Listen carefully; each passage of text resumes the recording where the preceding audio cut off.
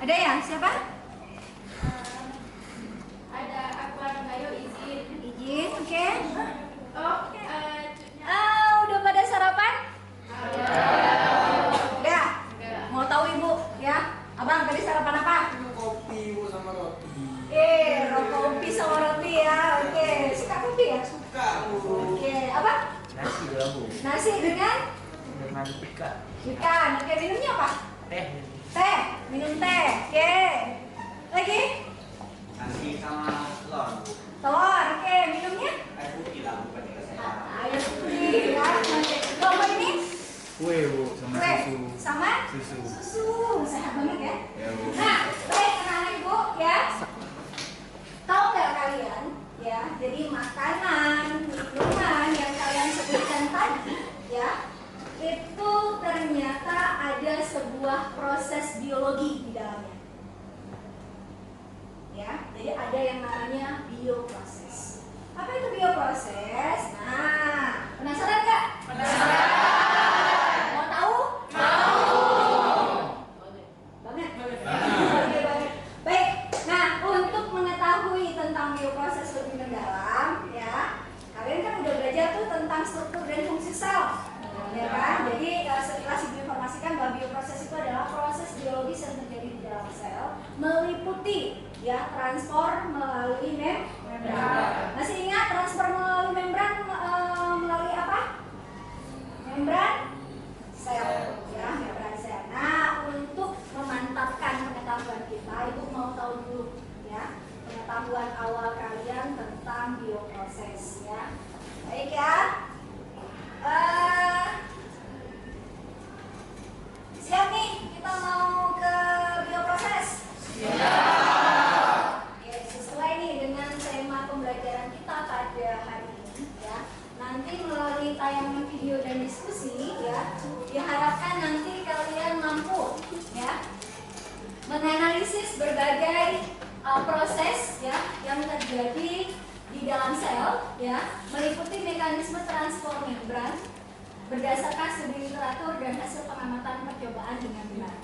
Kemudian melalui tayangan video dan diskusi nanti juga diharapkan kalian dapat menganalisis peristiwa difusi dan osmosis di dalam sel dan kaitannya dalam kehidupan kita sehari-hari. Ya, kalian sebutkan tadi ada kopi, ada teh, ada susu, ya itu merupakan bioproses yang erat kaitannya dengan kehidupan kita. Nah, baik, silakan ya untuk mengetahui pengetahuan awal ya tentang bioproses. Silakan kalian login ke link berikut. Silakan. Ya. Login ke link berikut, kemudian dikerjakan soalnya. Waktunya nggak lama, karena ini untuk mengukur pengetahuan awal saja. Waktunya nggak lama, sekitar 3 menit. Yuk, silakan. Yuk, silakan ya.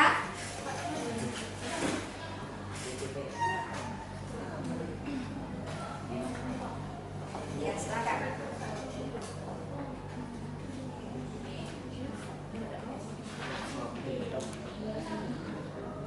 Bisa login ya.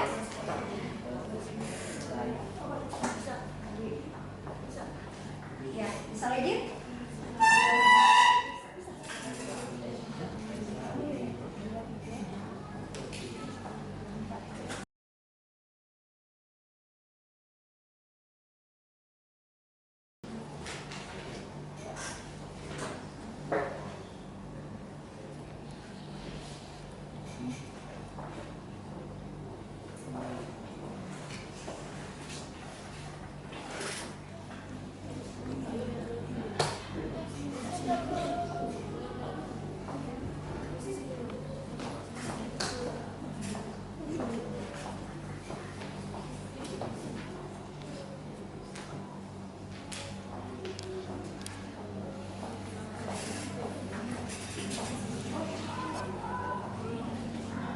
Yang sudah selesai langsung klik submit ya. Silakan kalian submit. Oke, satu kelompok sudah nih ya. Sudah berhasil submit ya. Berapa skornya?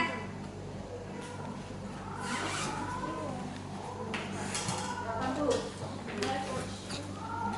Oke.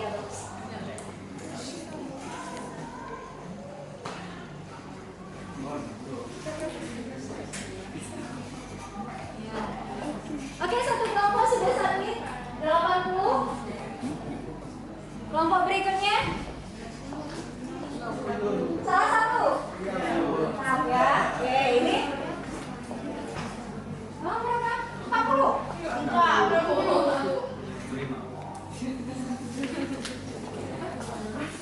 Ya.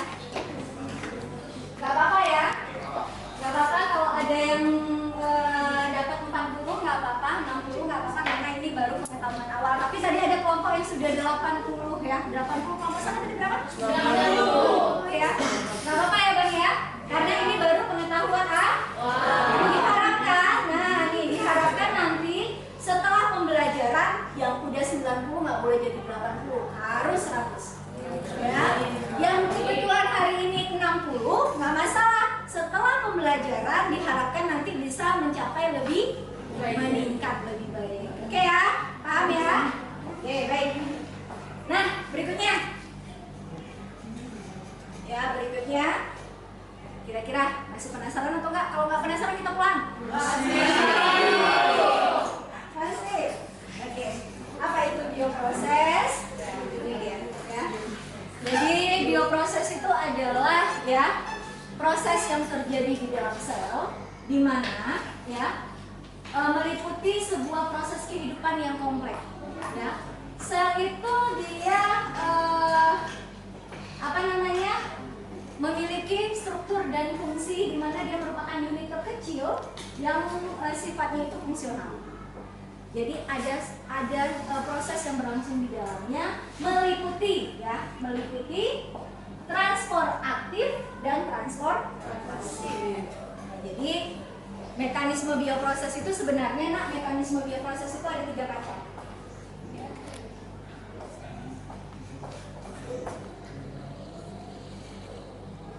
Jadi bioproses itu ada 3 macam. Ya, mekanismenya. Ada yang namanya transport zat. Kemudian ada yang namanya sintesis protein. Kemudian yang ketiga ada yang namanya reproduksi sel. Nah, untuk pertemuan kali ini kita hanya membahas dulu tentang bioproses yang transport zat. Oke ya? Nah, karena tadi kalian bilang masih penasaran, ya. Perhatikan gambar berikut. Ya. Jadi ada 2 gambar. Nah, perhatikan gambar berikut. Di gambar tersebut ada gambar apa ya? Ada darah, oke? Gambar kedua? Kenapa tanamannya? Ada yang layu. Ada yang layu, ada yang segar. Kira-kira kenapa? Kira-kira kenapa? Kenapa tanaman itu bisa layu? Kenapa tanaman itu bisa segar? Tidak disiram ya. Makanya kalau punya tanaman itu jangan menzalimi ya. Jadi disiramlah ya biar dia tumbuh segar dan tumbuh optimal. Oke. Nah, berikutnya silahkan ya, ibu sudah membentuk nih tim investigasinya. Namun sebelum ke permasalahan yang akan kita bahas ya, ibu akan coba memberikan pemahaman ya tentang konsep transport zat. Ya, perhatikan video yang akan ibu putar berikut.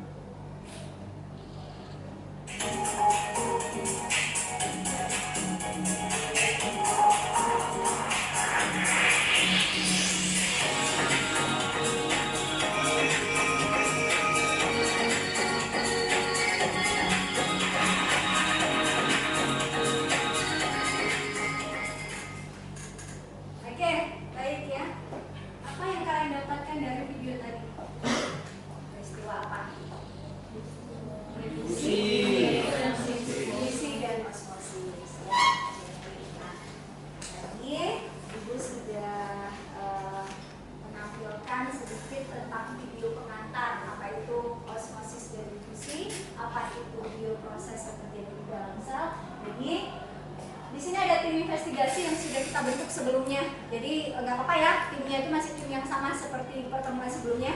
Nggak apa-apa ya. Oke. Nah ini ada tim investigasi, jadi ibu bentuknya itu 4 tim. Masing-masing tim nanti boleh memilih ya problem yang mau kalian selesaikan. Jadi anggaplah hari ini kalian menjadi detektif. Anggaplah hari ini kalian menjadi detektif. Nah, seorang detektif itu dia punya akal, punya strategi untuk memecahkan kasus. Apa kasusnya? Ya, ini ada 4 kasus. Ya, ada 4 kasus yang akan kalian pecahkan.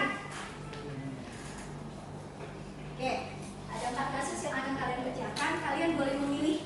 Ya, dari keempat kasus ini mana yang kira-kira bisa kalian pecahkan dengan maksimal, dengan data-data, dengan istilahnya kemampuan menganalisa kalian. Yuk, silakan kelompok 1, kasus 1 siapa yang mau ambil? Nih, kelompok 1. Ya, oke. Berhubungan ya tadi dengan tanaman ya? Oke, bagus. Kelompok 2. Oke, kasus 2 ya, apa yang terjadi jika darah terlalu encer? Oke. Kasus 3. Ya, kasus 3 itu apa katanya? Seorang barista tadi suka kopi kan? Oh, bagus sekali ya. Berarti ini cocok dengan kelompoknya ya, karena suka kopi. Jadi gimana barista bisa mengekstrak kopi? Ya, itu harus menguasai, harus mengetahui strategi prosedur dalam mengekstrak kopi. Kemudian nggak ada pilihan. Kelompok 4 nggak ada pilihan ya, berarti kelompok 4 ambil ya kasus keempat ya, tentang pompa ion ya. Oke, tentang pompa ion. Oke. Nah, silakan anak-anak udah memilih kasus yang akan dipecahkan. Ya, silakan berdiskusi, berkolaborasi ya, saling bertukar pendapat ya, supaya nanti ketemu titik temunya. Ya. Titik terangnya ketemu gitu. Ya, silakan. Waktu diskusi gak lama Ibu berikan karena nanti kita harus mempresentasikan hasil temuan kalian. Ya. Jadi kurang lebih 7 menitan, siap? Siap ya? Oke, silakan. Boleh menggunakan perangkat yang sudah kalian bawa untuk akses. Ya.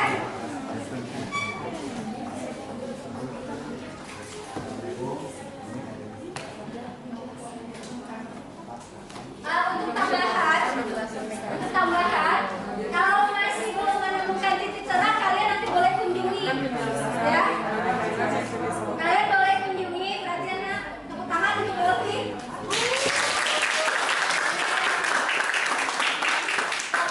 Oke, nanti kalau masih bingung, ya, jadi nanti kalian boleh kunjungi beberapa link yang sudah Ibu sematkan. Jadi mudah-mudahan link ini bisa membantu pemahaman kalian, membantu tentang pemecahan masalah yang sedang kalian selesaikan. Oke? Oke ya? Silakan. Yuk.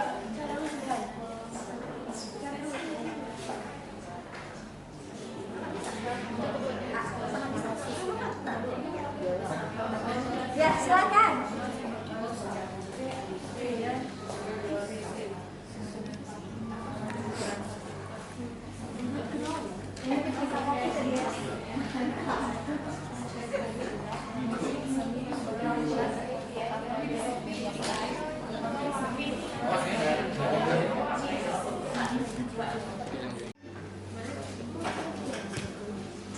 Oke, baik anak-anak Ibu ya. 1 atau 2 atau 3 barista, mana barista? 1 dulu. Barista belum siap kopinya. Belum siap. Dimana-mana 1. Oh, 1 dulu. Oke, baik. 1 siap? Siap. Ya, silakan kelompok 1. Yang lain tolong diperhatikan paparan dari kelompok 1 terhadap kasus yang diselesaikan. Boleh menanggapi secara langsung ya. Nanti boleh ditanyakan secara langsung. Assalamualaikum warahmatullahi wabarakatuh. Waalaikumsalam warahmatullahi wabarakatuh. Selamat pagi teman-teman semua yang saya hormati Ibu Elvi Martinda selaku pembimbing mata pelajaran biologi, dan yang saya sayangi teman-teman seperjuangan. Nah, pada kesempatan kali ini selama beberapa menit ke depan izinkan saya untuk mengulang kembali dan menjelaskan lebih banyak lagi tentang video yang telah kita tonton barusan. Nah, yaitu tentang mekanisme transport melalui membran plasma. Nah, transport zat melalui membran plasma ini dibedakan menjadi dua. Yang pertama, transport aktif dan transport pasif. Mungkin teman-teman masih tidak mengerti apa sih perbedaan transport aktif dan transport pasif itu. Nah, transport aktif itu yaitu transportasi zat melalui membran yang melawan gradien konsentrasi sehingga memerlukan energi. Sedangkan transport pasif yaitu perpindahan zat melalui membran yang dilakukan tanpa membutuhkan energi. Dan transport pasif ini dibedakan lagi menjadi dua. Yang pertama difusi dan yang kedua osmosis. Nah, pengertian difusi sendiri yaitu mengalirnya atau berpindahnya zat dalam pelarut dari bagian berkonsentrasi tinggi menuju bagian berkonsentrasi rendah. Dan peristiwa difusi ini sudah banyak dilakukan pada industri-industri. Sedangkan osmosis sendiri yaitu perpindahan zat dalam pelarut dari bagian berkonsentrasi rendah menuju bagian berkonsentrasi tinggi. Selanjutnya, kita wajib mengetahui faktor apa saja sih yang mempengaruhi osmosis itu. Nah, faktor yang mempengaruhi osmosis itu yang pertama ada suhu, yang kedua ada kelarutan dalam medium, yang ketiga ada perbedaan konsentrasi, yang keempat ada jarak tempat berlangsungnya osmosis, dan yang kelima ada area tempat berlangsungnya osmosis. Nah, contohnya yaitu, contoh osmosis ini air laut yang meskipun meskipun molekul airnya tetap bergerak ke larut. Nah, contohnya itu air laut yang meskipun memiliki berbagai jenis zat terlarut, namun molekul airnya itu tetap bergerak ke larutan gula yang konsentrasinya sangat tinggi. Nah, pada kesempatan kali ini kita akan membahas tentang soal yang berkaitan dengan osmosis sendiri. Soalnya adalah setiap minggu Marlinda memberikan 2 sendok pupuk pada tanamannya. Pada suatu hari, Marlinda memberikan 4 sendok pupuk kepada tanamannya karena Marlinda mau berpergian keluar kota selama 2 minggu. Ternyata setelah Marlinda pulang dari luar kota, ia mendapati bahwa tanamannya mati. Nah, di sini kita akan menjelaskan apa sih faktor penyebab tanaman Marlinda itu mati. Yang pertama itu, faktornya itu penyerapan pupuk dan air ini dilakukan secara osmosis. Yang seperti saya katakan tadi bahwa osmosis itu adalah perpindahan zat dalam pelarut dari bagian berkonsentrasi rendah menuju bagian berkonsentrasi tinggi. Prosesnya, air, mineral, dan zat hara dari pupuk masuk ke dalam sel rambut akar secara osmosis. Air dan sel rambut akar dapat mengalir ke dalam sel pada korteks secara osmosis juga. Air kemudian mengalir ke endodermis secara osmosis hingga mencapai pembuluh kayu atau xilem. Proses penyerapan air menyebabkan akar menekankan air hingga air masuk ke dalam pembuluh xilem. Dalam pembuluh ini, air diangkut menuju ke batang daun yang letaknya lebih tinggi. Saat air masuk ke dalam sel, akan terjadi tekanan pada dinding sel, sehingga sel akan merenggang. Hal ini menyebabkan adanya tekanan hidrostatis untuk melawan aliran air tersebut. Nah, faktor yang mempengaruhinya itu adalah yang pertama, tanaman mati karena diberikan pupuk yang lebih karena ia ingin bepergian selama 2 minggu nih. Jadi yang biasa takarannya 2 sendok, dia memberikan 4 sendok. Pemberian pupuk pada tanaman secara berlebihan itu tidak baik karena bisa menyebabkan tanaman mati. Nah, kenapa? Karena pupuk itu mengandung nitrogen yang dapat merusak tanaman. Jika kita memberikan yang berlebihan, maka tanaman tersebut akan mati. Dan ditambah lagi, tanaman tersebut tidak disiram selama 2 minggu. Itulah yang menyebabkan tanaman tersebut mati. Ya, luar biasa.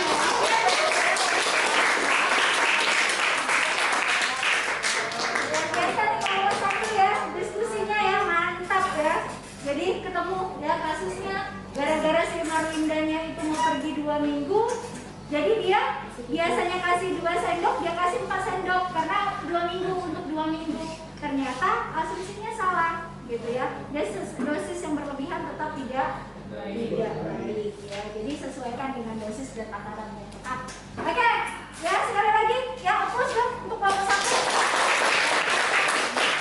Nah, pembuka yang sangat baik, Ibu mau nih kelompok 2 kelompok 3, kelompok 4 harus memberikan juga tampilan yang luar biasa. Oke, kelompok berapa yang mau tampil? 2? 2 ya? Oke, ya silakan perwakilan kelompok 2. Ya. Baik, Assalamualaikum warahmatullahi wabarakatuh. Waalaikumsalam warahmatullahi wabarakatuh. Jadi saya memperkenalkan diri, izinkan memperkenalkan diri. Saya Farisa Syariana dari kelompok 2. Ya, jadi kami itu ada soal yang diberikan dari Ibu Elvi Mafinda dari guru biologi. Jadi pertanyaan itu adalah apa yang terjadi jika darah kita terlalu encer atau sebaliknya, yaitu terlalu pekat. Dan kami akan menjelaskan juga menggunakan gambar yang kami buat sendiri. Oke, jadi kita masuk ke pengertiannya aja langsung. Jadi kami osmosis merupakan proses bergeraknya molekul air dari larutan dengan konsentrasi rendah atau hipotonik ke larutan dengan konsentrasi yang tinggi atau hipertonik melalui selaput selektif permeable. Oke, jadi kan ada kami bilang itu adalah hipertonik dan hipotonik. Apa sih hipertonik dan hipotonik? Nah, hipotonik atau daerah encer adalah larutan dengan konsentrasi yang terlalu rendah. Sedangkan daerah pekat atau kental adalah larutan yang mempunyai konsentrasi yang terlalu tinggi. Jadi jawabannya adalah jawaban dari pertanyaan yang ada di paparan di sini adalah yang pertama adalah kondisi daerah yang encer atau hipotonik, yaitu ada daerah encer yang terjadi juga dapat menyebabkan pengaruh pada utera sehingga membuat darah itu bisa keluar bersama urin atau disebut juga dengan hematoma. Nah, hal tersebut dapat menyebabkan rasa sakit di bagian bawah perut. Nah, karena urin yang keluar bersama dengan darah, maka bisa terjadi karena beberapa faktor. Yang ini mengalami trombosipenia dan juga hemotika yang mengalami darah defisiensi vitamin K pada tubuh. Nah, di titik kesimpulan hasil pemeriksaan yang disebutkan tanpa istilah hipoagresiasi trombosit, dan kondisi ini bisa diartikan sebagai trombosit yang fungsinya itu kiranya itu baik, tapi darah lebih sedikit agak membeku di dalam tubuh. Yang kedua adalah daerah pekat. Yang kedua itu adalah terlalu pekat. Nah, atau hipertonik. Nah, jadi kondisi daerah pekat atau hipertonik itu adalah memiliki darah kental atau mengangkat risiko mengalami penggumpalan darah secara spontan di dalam tubuh, yaitu organ-organ dalam seperti jantung, paru-paru, dan yang lain sebagainya. Hal ini kemudian dapat menimbulkan masalah kesehatan, yaitu penyakit jantung secara mendadak dan yang lain sebagainya. Ciri-ciri dari darah terlalu pekat atau hipertonik ialah nyeri di dada yang terlalu berat dan menyebabkan kelengan atau leher, sesak napas, keringat dingin, mual, pusing, dan pingsan. Oke, ini adalah merupakan gambar yang kami paparkan mulai dari hipertonik, yaitu sel darah yang terlalu encer kemudian akan membentuk menjadi isotonik, menjadi sel darah, dan kemudian akan menjadi hipotonik atau sel darah pekat yang tadi saya bilang memiliki penyakit jantung koroner seperti itu. Terima kasih atas sebelumnya. Apabila saya memiliki kesalahan, mohon dimaklumi. Saya akhiri. Assalamualaikum warahmatullahi wabarakatuh.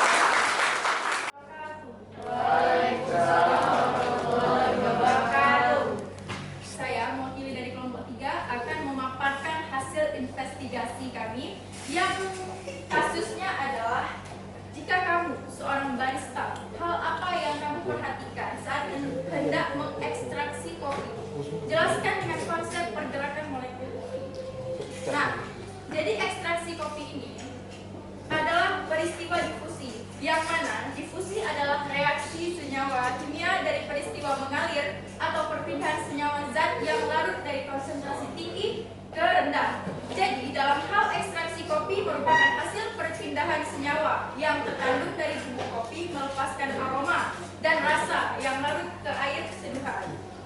Nah, jadi difusi itu jika kita ambil hasil percobaan itu jika diletakkan dua wadah yang berisi air dingin sama air panas dan kita larutkan bubuk kopi, mana yang duluan larut?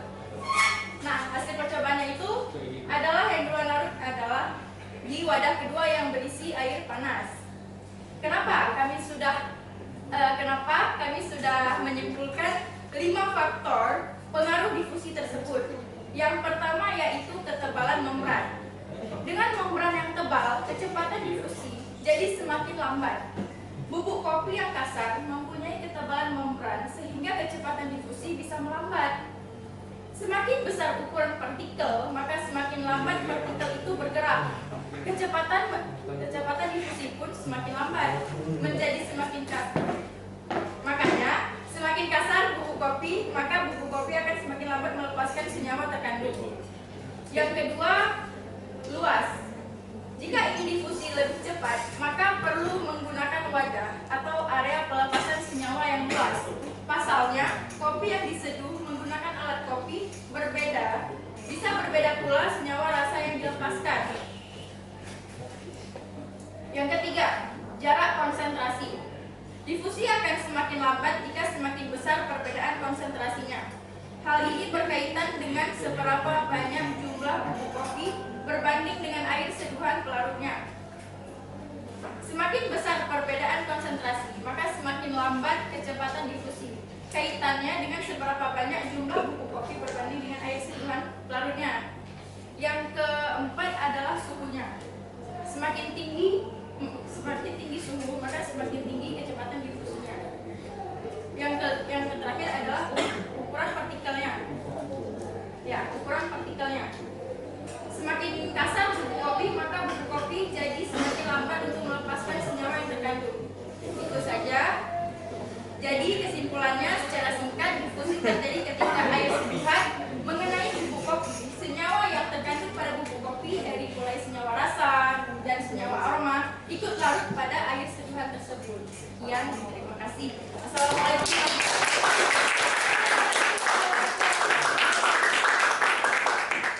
Nah, apa yang bisa kita tarik sedikit kesimpulan dari kelompok 3 tadi? Jadi seorang barista, mana tadi barista kita? Iya. Sang barista. Seorang barista itu dia harus mengetahui konsep ekstraksi kopi. Jadi pembuatan kopi itu merupakan proses difusi. Benar tadi yang dicontohkan oleh kelompok 3 tadi ya. Dari contohkan kelompok 3, kita kalau membuat kopi itu pasti pakai air panas ya. Karena ternyata salah satu faktor yang mempengaruhi adalah suhu. Semakin tinggi suhu, maka proses difusi akan semakin cepat ya. Oke abang, lanjutkan cita-citanya menjadi barista. Oke baik, sekali lagi aplaus untuk kelompok 3. Berikutnya kelompok 4. Kelompok 4 ini kayaknya mau bermain peran ya. Oke baik ya, perhatian. Mohon perhatian untuk yang lain ya. Ini merupakan kelompok 4 ini akan memainkan perannya dalam proses pompa ion yang terjadi di dalam sel. Ya, silakan kelompok 4 gunakan waktu seefektif mungkin.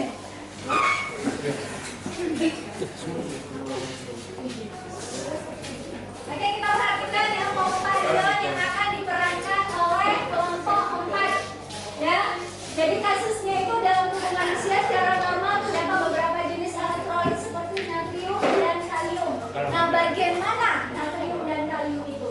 Ya, terjadi pompa ionnya di dalam sel. Oke, silakan. Assalamualaikum warahmatullahi wabarakatuh. Waalaikumsalam warahmatullahi wabarakatuh. Kami dari kelompok 4 akan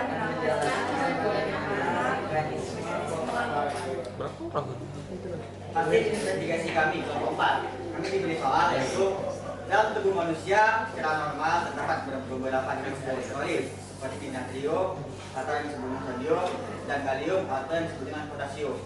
Perankan mekanisme pompa ion bersama timu. Nama saya Sandi Bolardiarto, sini saya berperan sebagai narator dan akan menjelaskan bagaimana proses mekanisme dari pompa ion.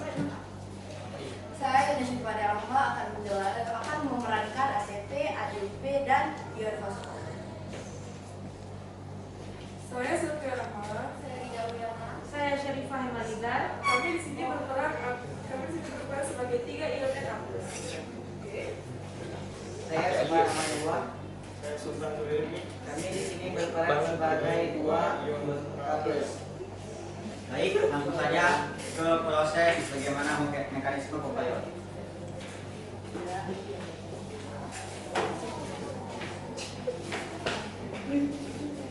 Tolong semuanya perhatikan bagaimana kami akan menjelaskan bagaimana proses pompa ion. Step pertama, protein akan membuka ke dalam, kemudian dimasuki 3 ion Na+.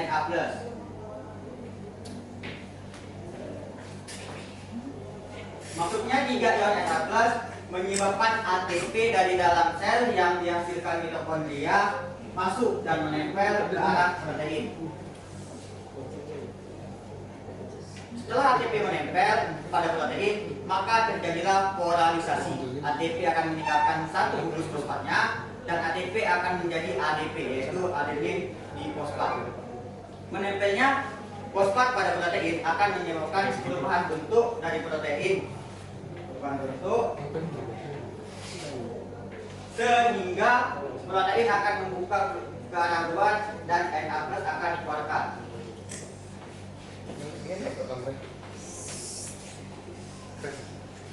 Step kedua, kemudian 2 ion K+ dari luar akan masuk ke dalam protein. Maksudnya 2 ion K+ ini akan menyebabkan depolarisasi, yaitu pelepasan ion fosfat. Pelepasan ion fosfat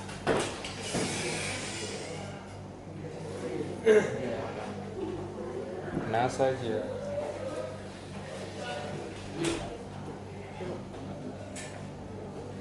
Pelepasan ion fosfat akan diikuti oleh perubahan bentuk dari protein. Perubahan bentuk ini ke arah dalam, kemudian ion K+ dari luar sel akan dimasukkan ke dalam sel.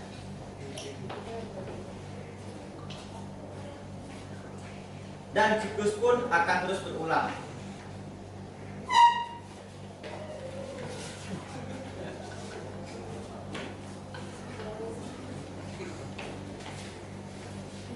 Beginilah proses atau simulasi dari mekanisme pompa ion. Yeay, baik.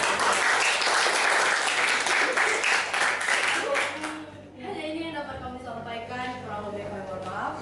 Assalamualaikum Assalamualaikum warahmatullahi warahmatullahi wabarakatuh. Ya, baik ya. Jadi kelompok 4 tadi ya membahas tentang pompa. Ya, ada ion kalium dan ion natrium ya. Nah, untuk apa? Untuk menstabilkan konsentrasi zat di dalam sel tubuh ya. Nah, jadi berbeda dengan tim sebelumnya, tim 4 ini membahas tentang pompa ion yang merupakan salah satu contoh dari apa? Transfer aktif. Karena tadi ada ATP, ada energi ya. Ini luar biasa. Kalau ini dong, terus untuk kelompok.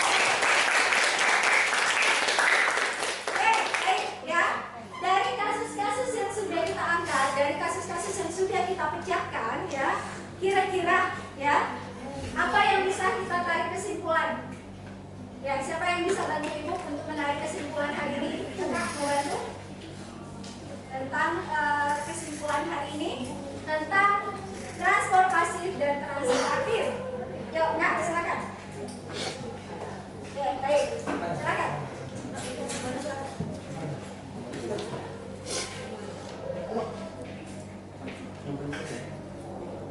Ya. Assalamualaikum warahmatullahi wabarakatuh.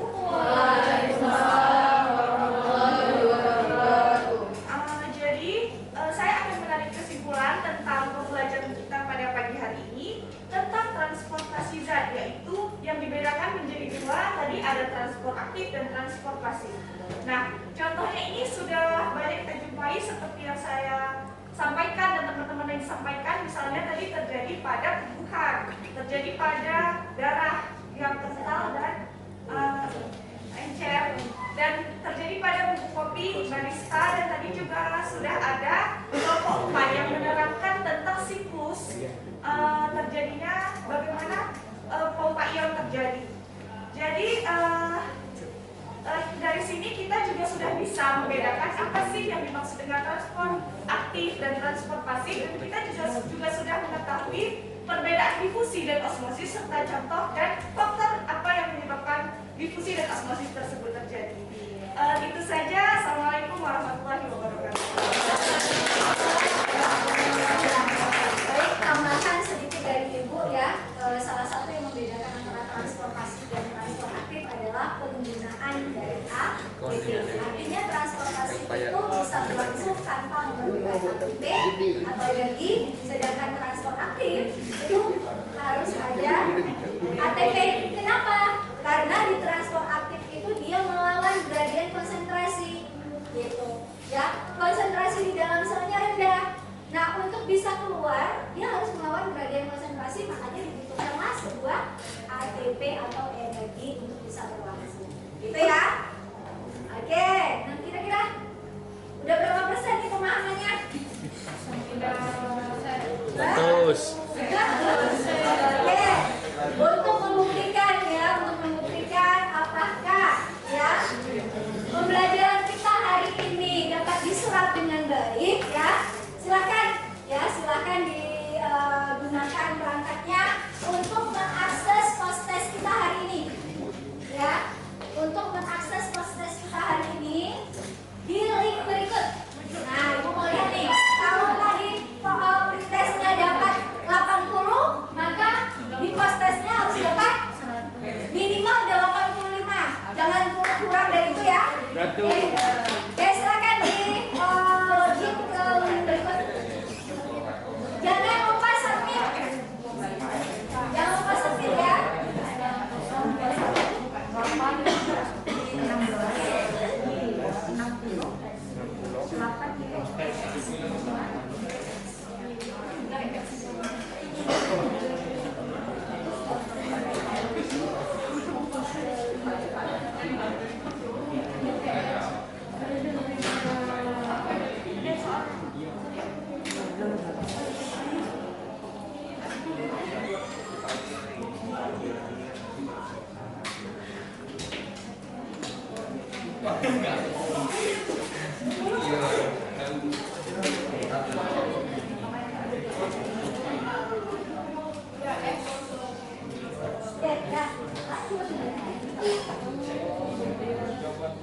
Udah berapa persen nih pemahamannya?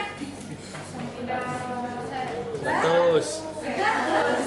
Oke, untuk membuktikan apakah ya pembelajaran kita hari ini dapat diserap dengan baik ya, silakan digunakan perangkatnya untuk mengakses post-test kita hari ini ya.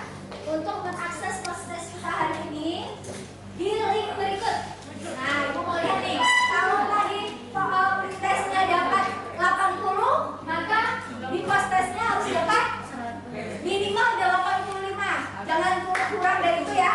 Oke, silakan di login ke link berikut. Jangan lupa submit. Jangan lupa submit ya.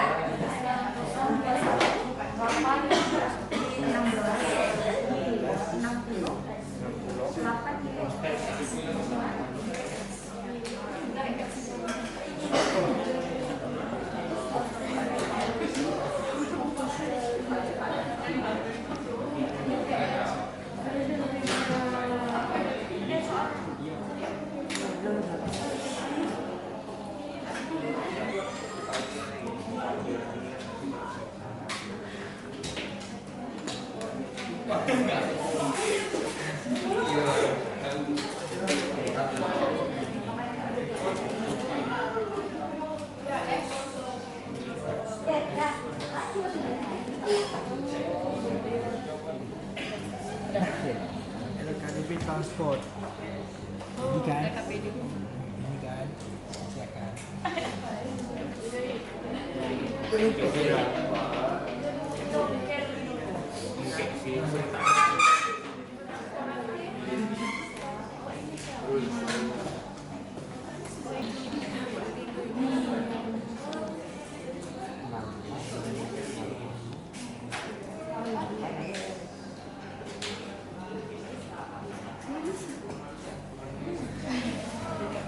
Oke, baik ya. Di data Ibu sudah ada yang submit ya. Ini nih kelompok 4, keren nih kelompok 4 ya. Kelompok 4 tadi dapat 60 ya. Alhamdulillah ya. Dari hasil submitnya tadi udah dapat 90 ya. Luar biasa. Ya.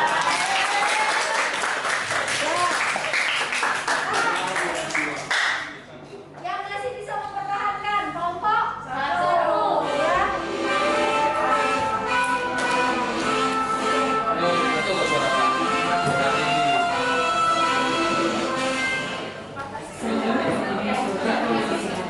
Nah, baik.